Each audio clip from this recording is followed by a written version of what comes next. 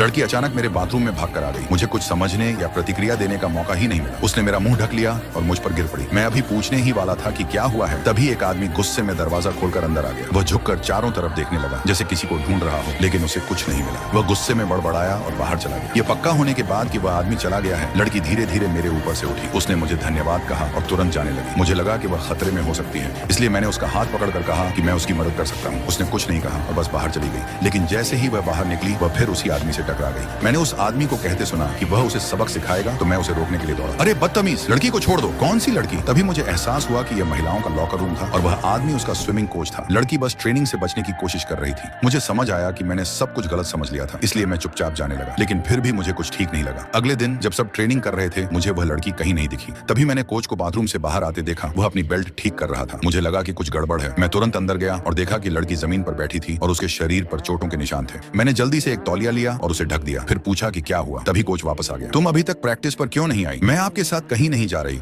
वरना मैं पुलिस को बुला लूंगी। अगर तुम अभी मेरी बेटी से दूर नहीं गए तो पुलिस को मैं बुलाऊंगा। तुम्हारी बेटी? मैं पूरी तरह हैरान रह गया। वह आदमी सिर्फ उसका कोच ही नहीं, उसका पिता भी था। मैंने देखा कि वह उसे अपने साथ ले गया। उस दिन के बाद से मैं दोनों पर नजर रखने लगा। लड़की चाहे जितनी मेहनत करे, उसका पिता कभी खुश नहीं होता था। जब भी वह आराम करना चाहती, वह उसका सिर जबरदस्ती पानी के अंदर दबा देता। वह उसे बेटी की तरह नहीं, बल्कि जीतने का जरिया समझता था। जब वह चला गया तो मैं उसे सांत्वना देने गया, लेकिन वह नहीं चाहती थी कि मैं बीच में पड़ूं। किसी तरह हम दोनों पूल में फिसल गए। पानी से बाहर आने पर मैंने पूछा कि क्या वह ठीक है। मेरी चिंता देखकर वह भावुक हो गई। उसने तय कर लिया कि वह अब और नहीं सह सकती। अगले दिन उसने अपने पिता से साफ कहा कि वह खेल छोड़ना चाहती है, लेकिन उसके पिता ने कहा कि अगर उसने छोड़ा तो कोई उसे दोबारा ट्रेनिंग नहीं देगा और वह कभी चैंपियन नहीं बन पाएगी। तभी मैं आगे आया। उसके पिता हैरानी से मुझे देख रहा था। मैंने लड़की को एक तरफ ले जाकर कहा कि मैंने उसके लिए एक निजी कोच रख लिया है और मैं खुद भी उसके साथ ट्रेनिंग करूंगा, ताकि उसे फिर कभी उसकी क्रूरता सहनी न पड़े।